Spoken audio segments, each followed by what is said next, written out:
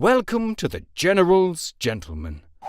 Hello, ladies and gentlemen, and welcome to another interview. So this is something that perhaps is going to be quite a regular occurrence on the channel. So today I wanted to interview someone from a very unknown community. You know, everyone kind of follows the Company of Heroes community scene and even to a lesser extent Command and Conquer Generals, but the Rise of Nations community, like what's that all about? So I wanted to do an interview with one of the well-known players to get an idea about what it's like to be a Rise of Nations pro player and what the competitive scene in the community is like. So hello and welcome to Prolaze. Hi guys, it's nice being here. So, as you already heard, my in-game name is Prolaze. I love playing Rise of Nations.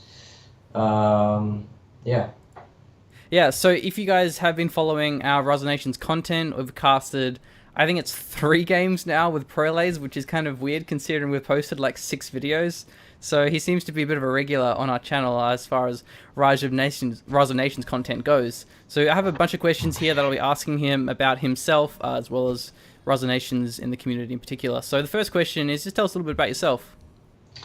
So, I live in Belgium. I'm 19 years old.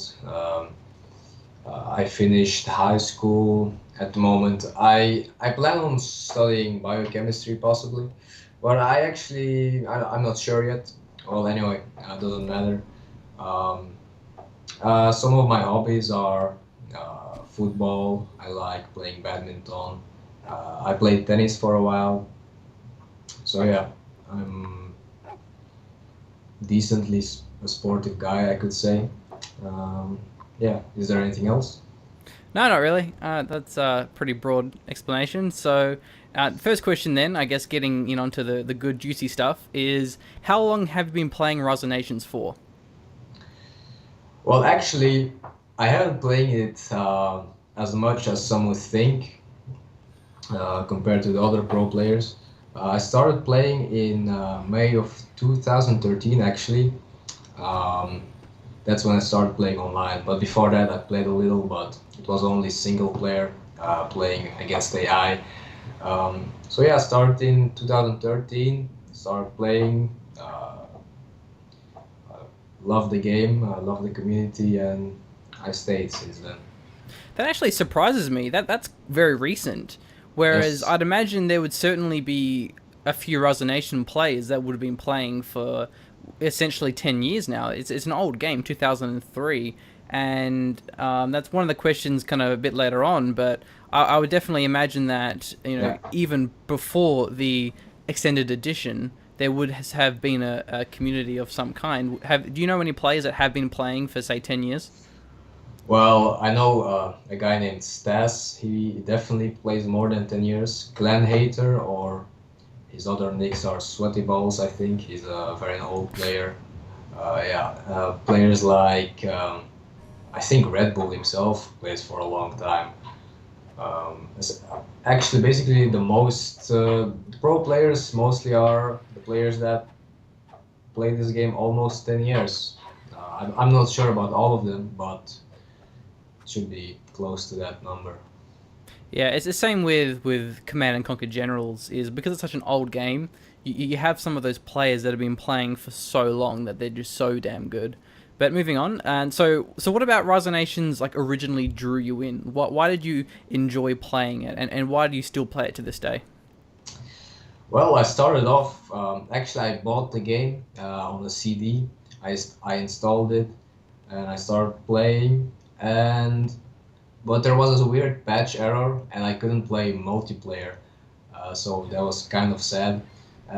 So I was alone in this Rise of Nation world.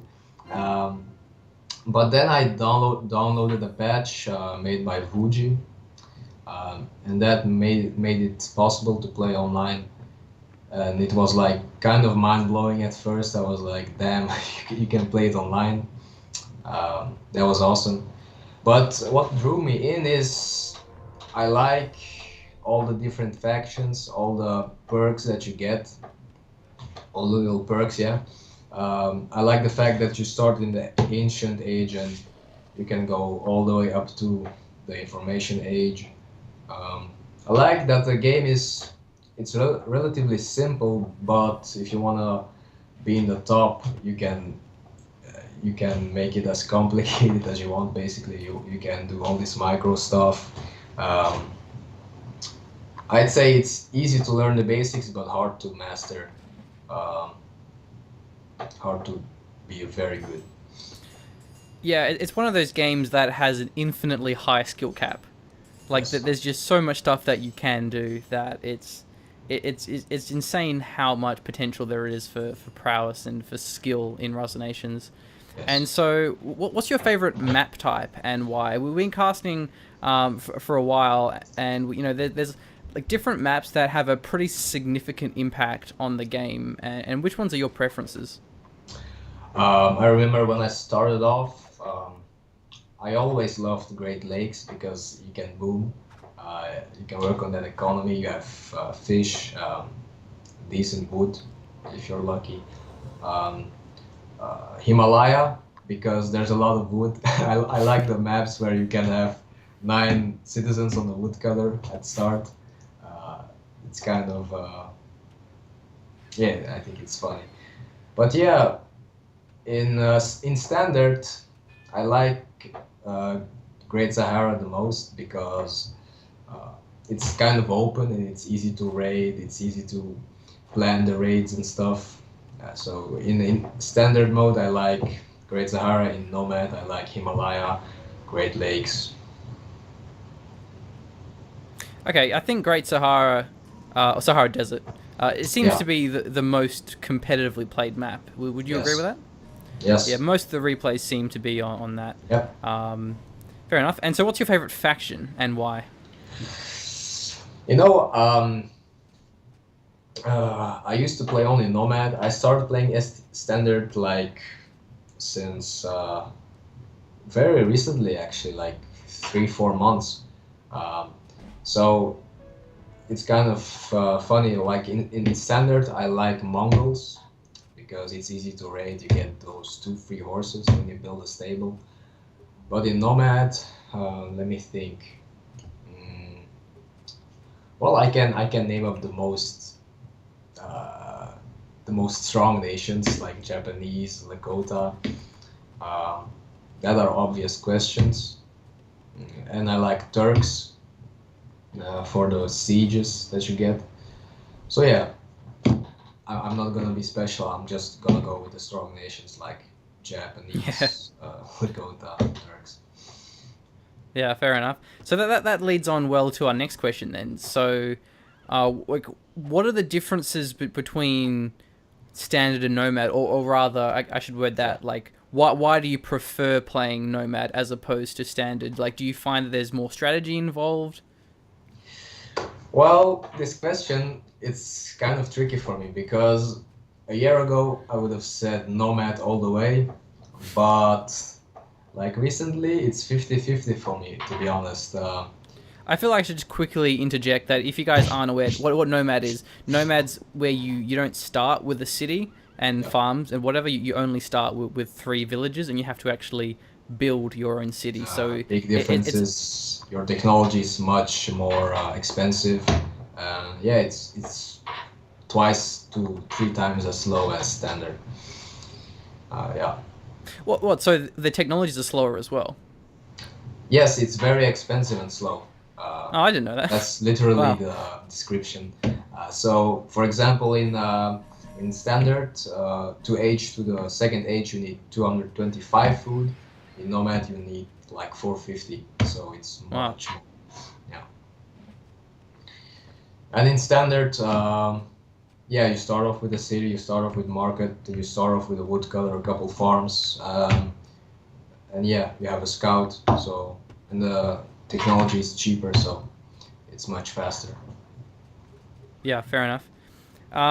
And so you kind of mentioned it briefly, but like, what do you think are the top 5 strongest factions objectively Okay, in standard? I will say.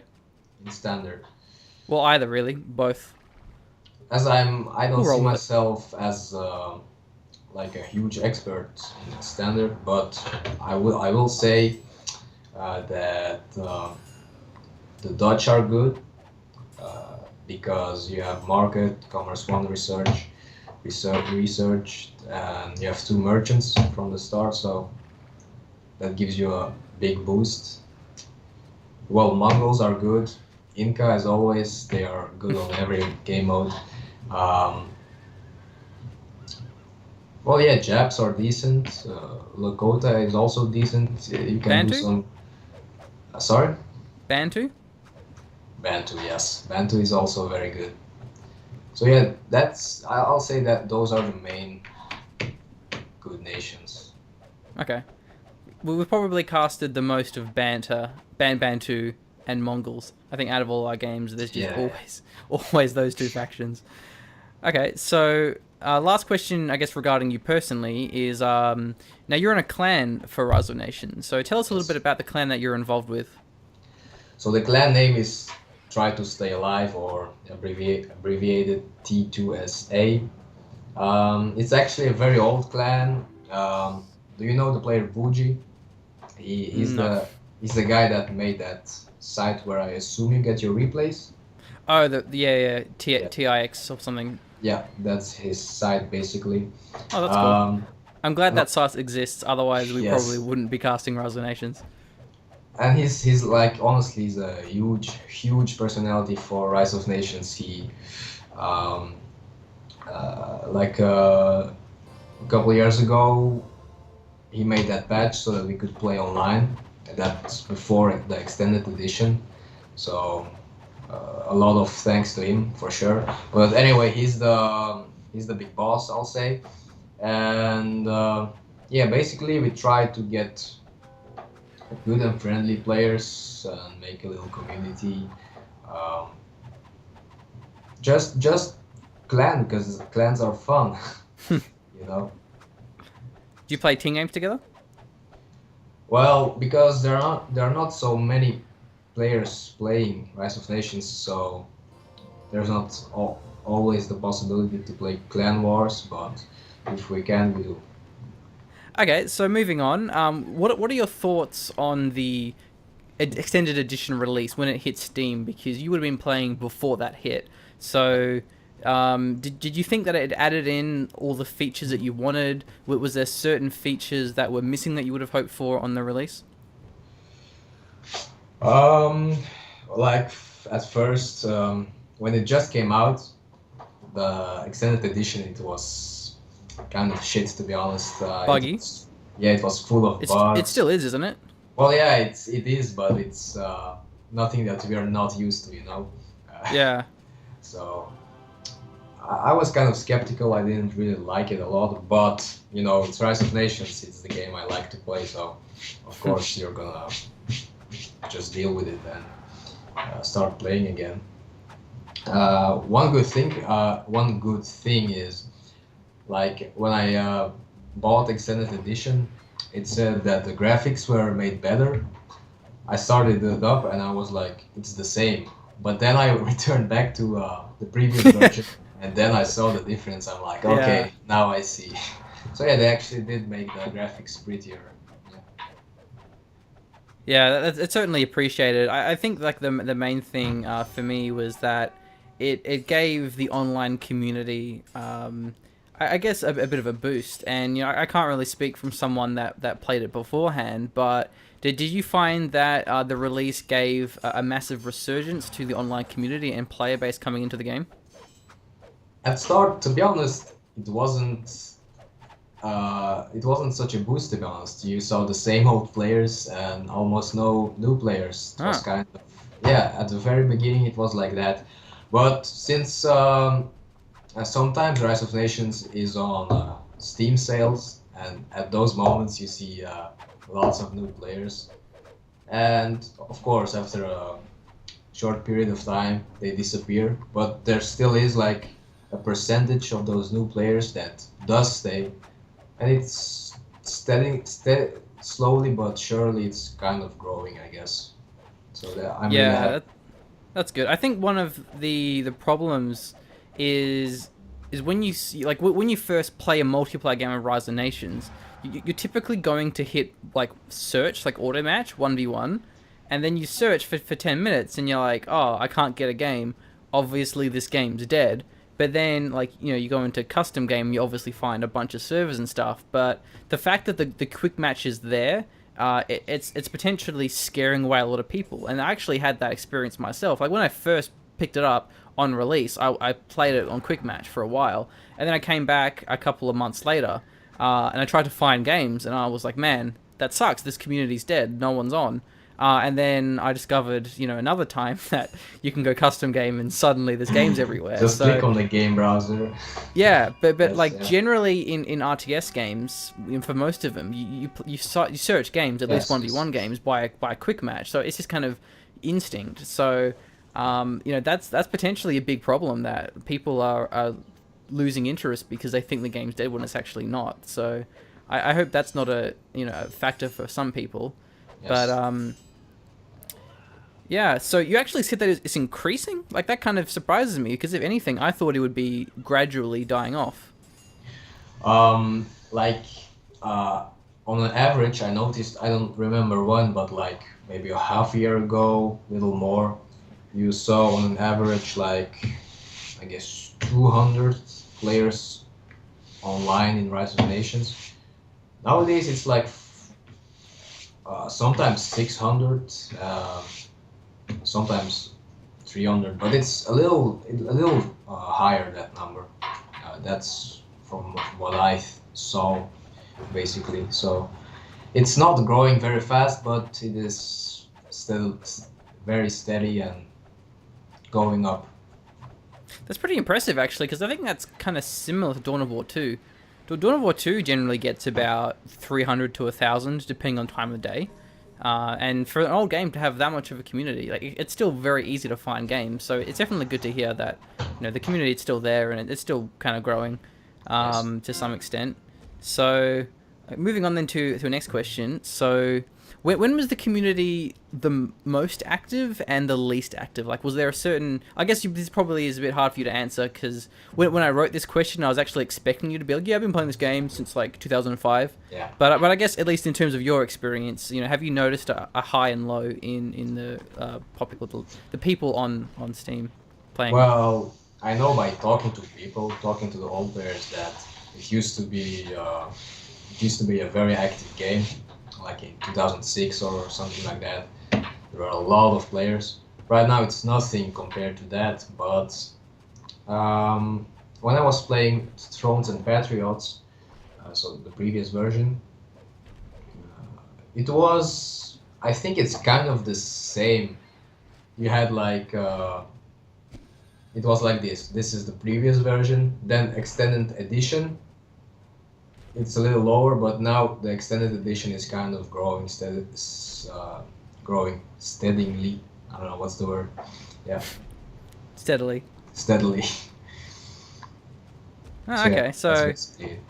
yeah, that's it. Actually makes me a little bit sad, though, that, like, perhaps I missed out on the golden era of Rise of Nations. But I also miss that. yeah. Yeah. That being said, though, is, I'm quite involved with Command & Conquer Generals, and that game is well and truly beyond its golden age. I think actually it was a similar time period. It was about 2005, 6, 7. That's kind of when that game was most active. So, and that's just because there's plenty of other games now, like StarCraft 2, Company of Yeah. Heroes, and there's only like so much time that RTS players have.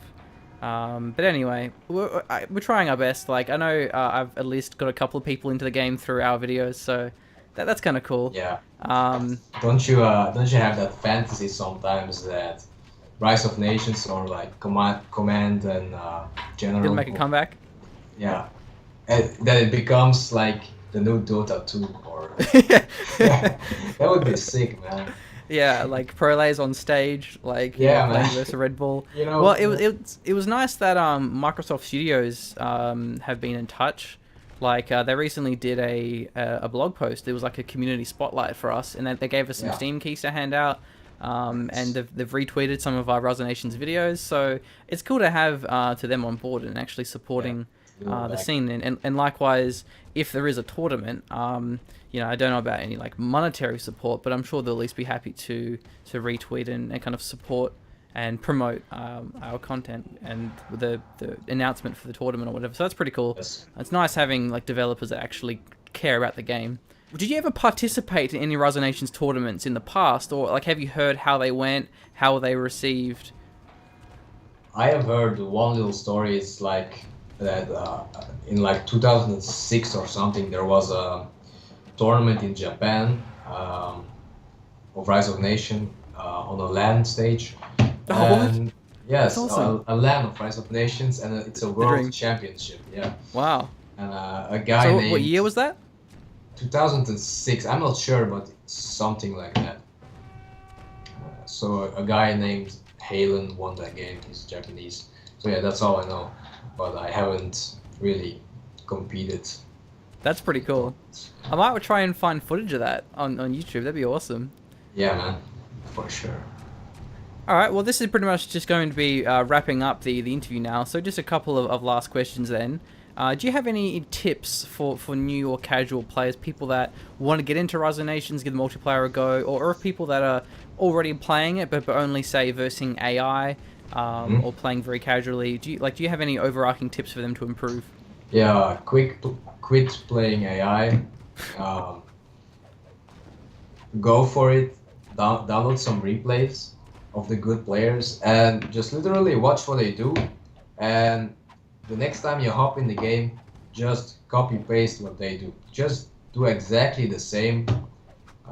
But actually, wait, one step before that is you should know the basics. You should know what the researchers do, so that you know what he is doing, when you try to copy him. So yeah, you copy him, you literally do the same as him. After a while, you start to get it. And then that becomes your basic level. And from there on, you don't have to think about those basics anymore, and you can add another layer and start another layer. Then that layer becomes your standard level. You add another level to that, and always you have to just practice it. That's basically what I would say as a tip. Yeah. Watch I guess the I'll videos. I'll link the website where all the replays are posted, so you can watch those pretty easily. Yeah, so that's definitely good feedback. There's such a big gap. Like I was in a similar boat where I was only really playing versus AI kind of over the years, and then you jump into a multiplayer game, and then like as soon as you hit classical age, all of a sudden there's a despot and two range cavalry, and like you're just like, what? This level of aggression, you just never expect it against the AI, and so like playing against a player, it's so much like less economy, more harassment. It's a very different dynamic. Where playing against the AI is pretty much just pure eco boom. It's a lot more exciting when you have a lot more going on. So I think if anyone is playing casually, it's definitely worth trying multiplayer. It is a really fun experience. Yeah, sure. And now earlier you were mentioning that you plan on making a YouTube channel for Rise of Nations content. Yes, I do. Because I see all these new players, they're struggling. I wanna be their savior. So yeah, I will make tutorial videos for Nomad and even Standard. I will explain the basics. I will actually show you what I do, tell you why I do it, and show you how to do it. So that will happen soon. At the moment I'm busy, but I will make content, some tutorials to help the players. Yeah. Do you have a channel up currently? I have, but there's one video of a short Counter-Strike clip.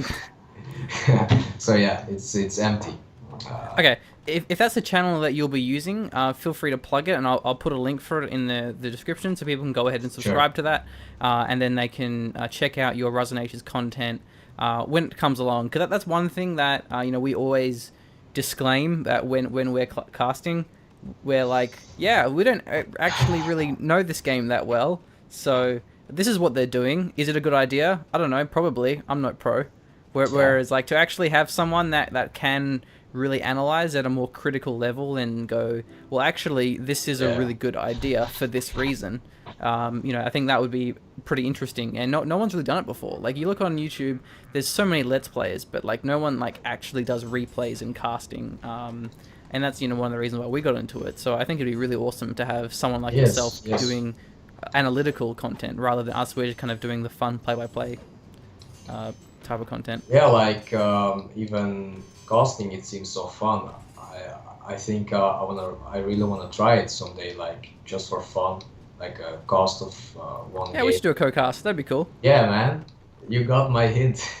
Yeah. So long as you can deal with me talking really fast. Nah, But man, I want to train my sometime. speech too, so. Yeah, I think that'd be cool. All right, well, that'll wrap it up for me. Do you have any last words to end this? Yeah, shout out to my homies. Shout out to the players in Rise of Nations that I respect, like Red Bull, Astika, one of the best. They always help me out when I ask some questions. Sergio is a great Nomad player, Albu, and many others. So yeah. Awesome. All right. Well, thanks a lot for joining me. It's been a blast, and I hope people have enjoyed learning a bit more about Nations, the community, and from one of the top players. And that'll wrap it up. So make sure you subscribe to Prolaze's channel later on when he starts posting. And other than that, thanks for watching, and catch you later. Yeah. Thanks, guys. Bye. Please subscribe to the General's Gentleman.